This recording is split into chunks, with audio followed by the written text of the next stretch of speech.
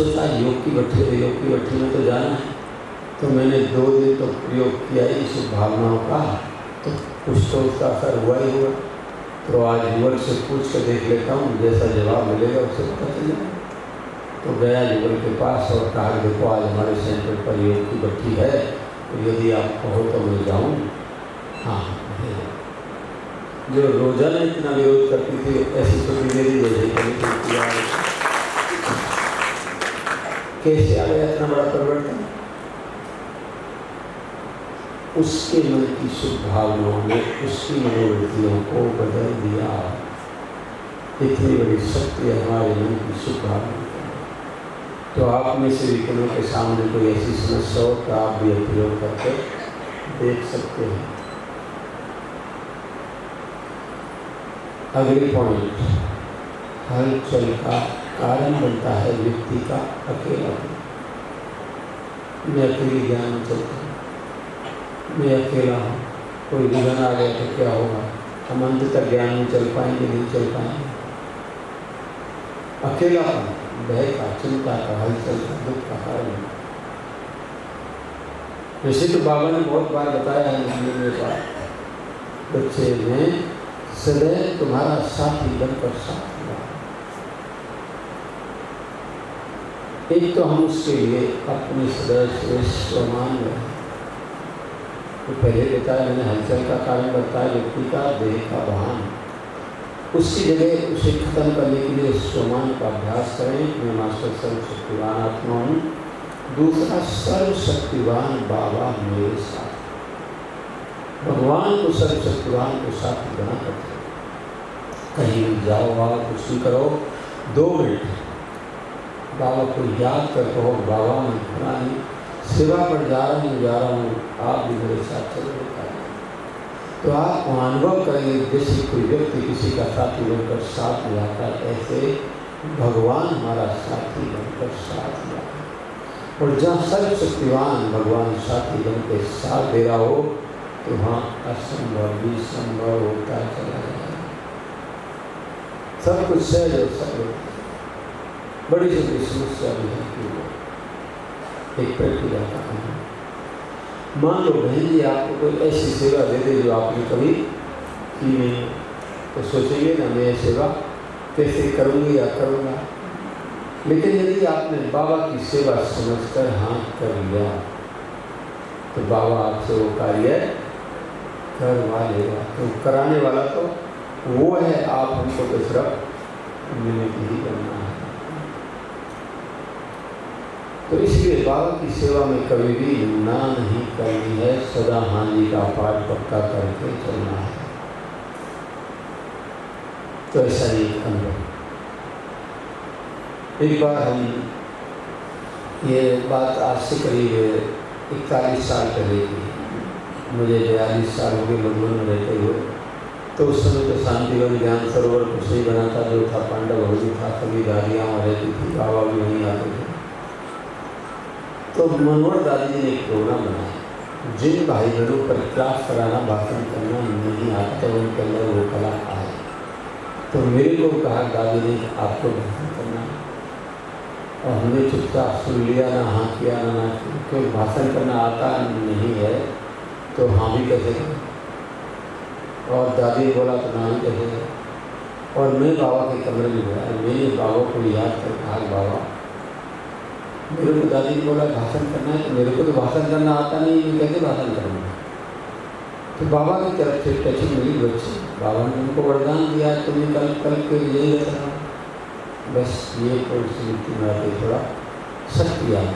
हाँ ये बात तो ठीक है, इसका मतलब हमने कल पहले भी भाषण किया है, सफलता पाई है, और फिर से वही करना तो कौन सी बड़ी बात।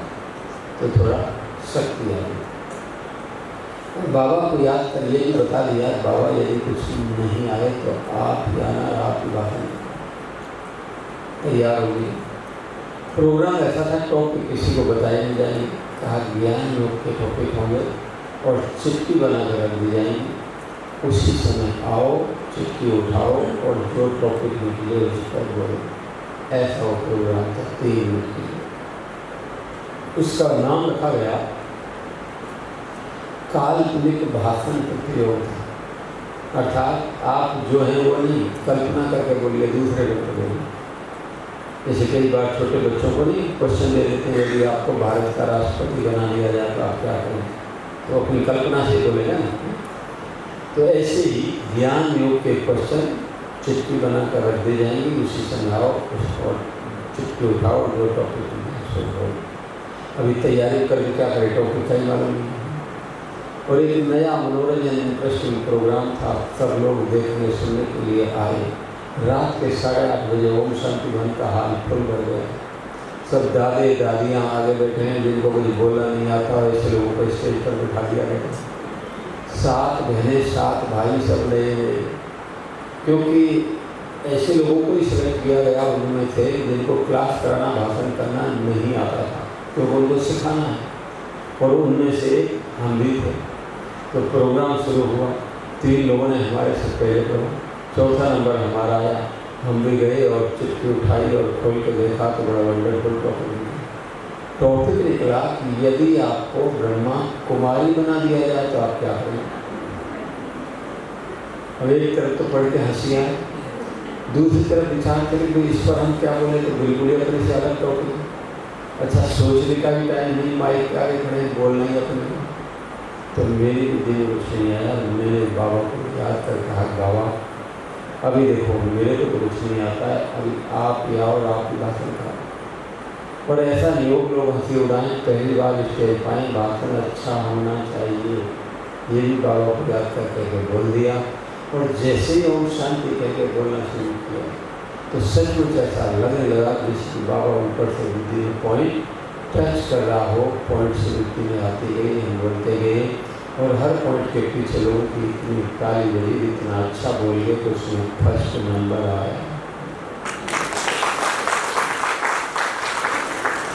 तो आप सोच सकते हैं कि इसको 2 शब्द बोलना नहीं आता हो, भाषण करना नहीं आता हो, और इतना अच्छा भाषण कर जाए, फर्स्ट नंबर आ जाए, किसी के मारे कौन कराएगा बात।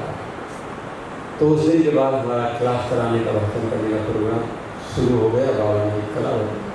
तो इसलिए बाबा की सेवा में कभी भी ना नहीं करें, सदा हाँ जी का पाठ पक्का करके चलो, तो कदम कदम पर सफलता मिलती रहेगी। और हलचल का कारण बनते हैं हमारे मन के अपवित्र विचार, इम्प्योर संकल्प। तो हमें अपने आप को पवित्रता में संपूर्ण बनाना है। अच्छा, लोगों स्थिति बनाने के लिए पवित्रता में संपूर्ण बनना है, तभी बुद्धि की लाइन बाबा के साथ क्लियर है।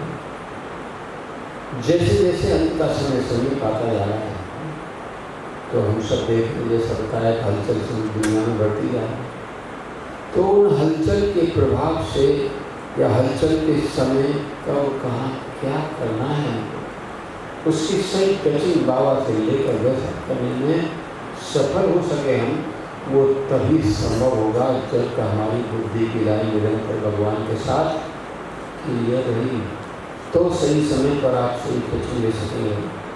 यदि बुद्धि अनेक बातों के विस्तार में बिजी है, उलझन में बिजी है, तो वहाँ सही समय पर सही टचिंग नहीं दे पाएंगे। तो इसलिए बुद्धि की लाइन को, वर्तमान समय को भी देखते हुए, आगे आने वाले समय को देखते हुए इस बात की बहुत आवश्यकता होगी कि कब कहाँ क्या करना है, उसकी सही टचिंग लेकर वैसा करने में हम सफल होते रहें, तभी वो संभव होगा। जब बुद्धि की लाइन बाबा के साथ क्लियर होगी, तो लाइन क्लियर कैसे रहेगी, उसके लिए क्या करें। उसके लिए बातें तो बहुत हैं, लेकिन मैं शॉर्ट में बतला रहा हूँ, 2 बातों का होना जरूरी है। भगवान के साथ बुद्धि निरंतर जुटा है। पहली बात जो बताई होगी, बुद्धि का स्वच्छ और पवित्र होना जरूरी है। कई बार साकार मूल्यों बाबा ने बात कही है, जिससे उनके दूध के लिए सोने का बर्तन नहीं चाहिए, अर्थात वो सर्वशक्तिवान भगवान की याद एक प्योर स्वच्छ बुद्धि के अंदर ही फैल सकेगी। अगर किसी प्रकार का गंदगी है, पिछड़ा है, विरक्त का, नेगेटिव का, इम्प्योर विचारों का, तो वहाँ भगवान भूल जाएगा, याद नहीं, बाबा भूल जाए। तो हम सब पवित्र तो बने हैं, लेकिन इसमें संपूर्णता आ जाए, उसमें एक नंबर हुआ। तो क्या है पवित्रता की संपूर्णता? उसके लिए अव्यक्त बाप दादा ने मूल्यों में 7 बातें बताई।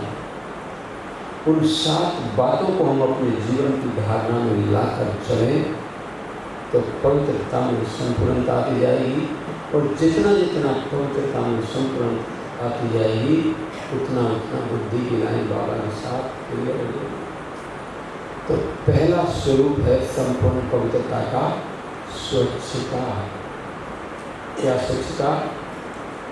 खाने की, रहने की, विचारों की, कपड़ों की, स्थान की, सब प्रकार की यदि स्वच्छता है, सफाई है, तो उससे बुद्धि की पवित्रता को बढ़ाने में सहयोग मिलेगा।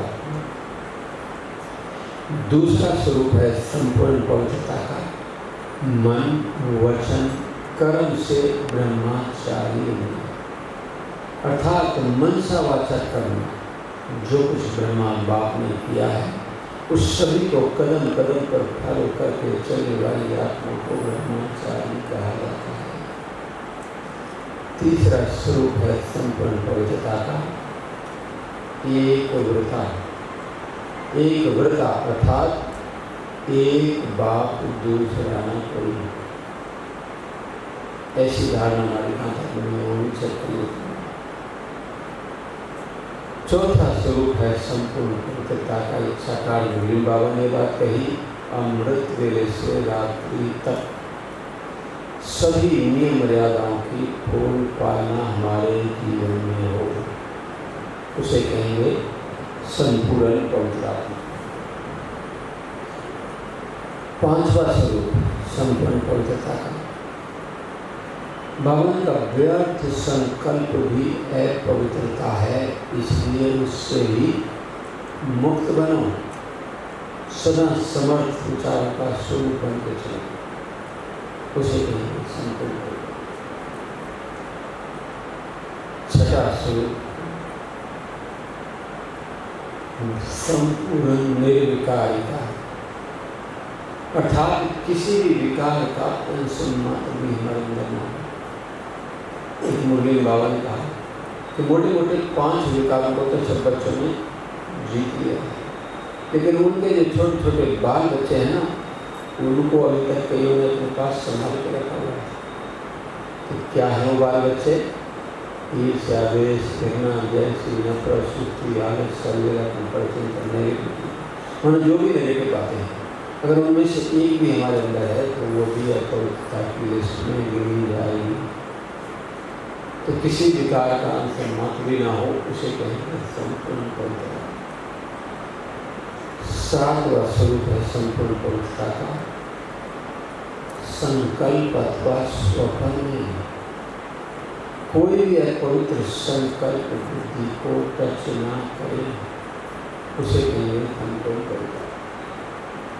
ऐसे ही 7 बातों को सामने रखते हुए हर एक अपने आप को चेक कर ले कि मैंने अपने आप को पवित्रता में कितना संपूर्ण बनाया है। जितना जितना पवित्रता में संपूर्णता आ जाएगी, उतना उतना बाबा के साथ बुद्धि की लाइन स्वतः ही क्लियर हो जाएगी। और जहाँ लाइन क्लियर है तो कब कहाँ क्या करना, उसकी सही कथन लेकर वैसा करने में सफल होते रहेंगे। तो कहीं भी रुकना नहीं पड़ेगा, ठहरना नहीं पड़ेगा, प्रश्न नहीं पड़ेगा। इस पर प्रैक्टिकल का अनुभव। एक बार हम नेपाल जा रहे थे भट्टी कराने के लिए, तो नेपाल बॉर्डर के 4 किलोमीटर अंदर भी अपना सेंटर था, इधर इंडिया बॉर्डर के 4 किलोमीटर के अंदर अपना सेंटर था, और बीच में 2 देशों की सीमा थी, बॉर्डर था। तो जैसे ही इंडिया बॉर्डर पार करके नेपाल बॉर्डर पर पहुँचे तो वहाँ उस दिन कुछ मिलिट्री वालों का आपस में झगड़ा हुआ था, तो बॉर्डर बिल्कुल बंद किया हुआ था, ना किसी को जाने दे रहे थे ना आने दे रहे थे। तो हमारे को बोला हुआ तो जान नहीं है। अब ये तो बड़ी समस्या है कि वहाँ नेपाल बॉर्डर के 4 किलोमीटर अंदर जो अपना सेंटर है, वहाँ पर भट्टी रखी है, 2.5-3 लोग हमारा इंतजार कर रहे हैं, और मिलिट्री वाले कहते हैं वापस जा नहीं जाने। एक बड़ी समस्या होगी। तो ये क्या करें? तो वहाँ से थोड़ा सा अलग होगा और बाबा के साथ कनेक्शन जोड़ा। और बाबा को सारी समस्या बताई। बाबा ऐसे ऐसे अभी हम नेपाल बॉर्डर पर पहुँचे हैं और वहाँ नेपाल बॉर्डर के 4 किलोमीटर अंदर अपना सेंटर है, वहाँ पर बैठी रखी है, 250-300 लोग हमारा इंतज़ार कर रहे हैं। और ये मिलिट्री वाले कहते हैं हमने बॉर्डर बंद किया हुआ है, वापस जाओ, नहीं जाना। तो अब मुझे क्या करना है वो आप ही बताओ, मैं वही करूँगा। ऐसे में बाबा को सारी बात फिर से याद कर बताई। 2 मिनट योग करने के बाद बाबा से टचिंग मिलती है। बच्चे मिलिट्री वालों का कोई बड़ा ऑफिसर देखो वो साइड को बैठा हुआ है, उससे ज़्यादा बात करो। मैंने देखा था उनका कोई बैठा तो है। तो एक और भी भाई थे हमारे साथ वहाँ के, तो दोनों को सफ़ेद कपड़े बैग लगा हुआ था। तो उस भाई को हमने कहा,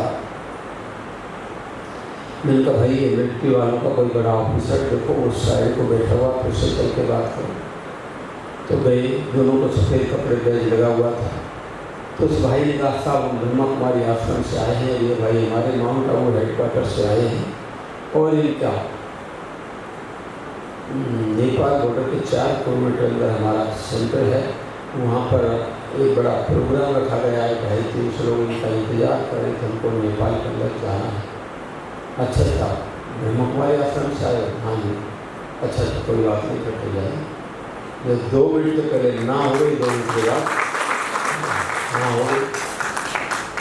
कैसे हाँ हो गई 2 मिनट के बाद? बाबा के साथ बुद्धि की लाइन क्लियर थी, तो सही समय पर सही टचू को कैच किया, व्यवस्था करने में सफल हो गए। तो इस तरह से वर्तमान समय और आगे आने वाले समय को देखते हुए इस बात की बहुत बहुत आवश्यकता होगी कि एक तरफ विनाश की प्रक्रिया तीव्र गति से शुरू होगी, दूसरी तरफ अनेक दुखी आसान तरफ की तक की आत्मा हम सबके पास आएंगी। हमें सुख दो, शांति दो, नजर से निहाल करो। आप कहते थे हमें भगवान मिला, थोड़ा उसको हमारी भी, हमको भी उसकी अनुभूति कराओ। कौन उनकी इच्छा पूरी कर सकते? जिसने अपने आप को सद खजानों से भरपूर किया, कोई दूसरों को दे सके। आपका ही खजाना खाली होगा तो आप दूसरों को क्या दे पाएंगे? तो इसलिए ऐसे हमें, और खजाने से भरपूर होगा, बुद्धि स्वच्छ होगी। और तीसरी बात, इस बुद्धि का सब प्रकार के विस्तार को समेट कर हम सार स्वरूप बन जाए, तो बुद्धि ज्ञान की। बहुत सारी बातें हो, ये करना है, वहाँ जाना है, वो लाना है, ये करना है, और अचानक कहीं आपको जाने का बुलावा आ जाए, नहीं मान लो ट्रेन का टाइम हो गया और आपकी तैयारी पूरी नहीं हो पाई, तो क्या होगा? समय की गाड़ी छूट जाएगी, आप पीछे रह जाएंगे, उसका साथ करेंगे। तो वो तो स्थूल तैयारी, लेकिन यहाँ हम बात करें सूक्ष्म तैयारी। तो मन जो आज हमारा अनेक प्रकार के विस्तार की बातों में लगा हुआ है। बहुत सारी बातें हैं ना, कई बार बुद्धि में हो जाती हैं, बिजनेस की, धंधे की दुनिया की, पुरानी दुनिया की, तबीयत के बारे में या और किसी प्रकार की, और उसी बुद्धि को हमें भगवान में लगाना। तो जो और इन बातों में लगा हुआ है बुद्धि, उसको ऊपर वाले में लगाना तो लगेगी तो सही, लेकिन थोड़ी देर लगी, फिर इधर फिर उधर फिर इधर उधर विचार आते रहेंगे। तो हाँ, योग में पावरफुल स्टेज बननी चाहिए, वो नहीं बनती। तो उसके लिए बुद्धि को इन सब प्रकार के विस्तारों से समेट कर सार स्वरूप बन जाए, तो जाकर उसके साथ लाइन क्लियर रहेगी। और यदि उसके साथ लाइन क्लियर है हमारा, तो कब कहाँ क्या करना है उसकी सही टचिंग लेकर वैसा करने में हम सफल होते रहेंगे। तो कहीं भी रुकना नहीं पड़ेगा, ठहरना नहीं पड़ेगा, कोई प्रश्न नहीं उठेगा। एक अनुभव इसका।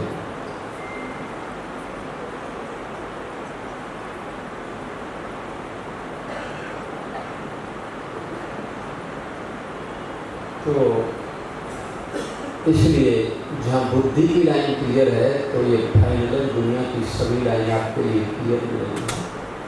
बस मैं 2 मिनट में पूरा कर रहा हूँ। एक बार हम बिहार गए थे, पटना, तो इलेक्शन का समय था, अभी भी साइड वाला इलेक्शन होने वाला है। तो 1 किलोमीटर लंबी लाइन लगी थी गाड़ियों में।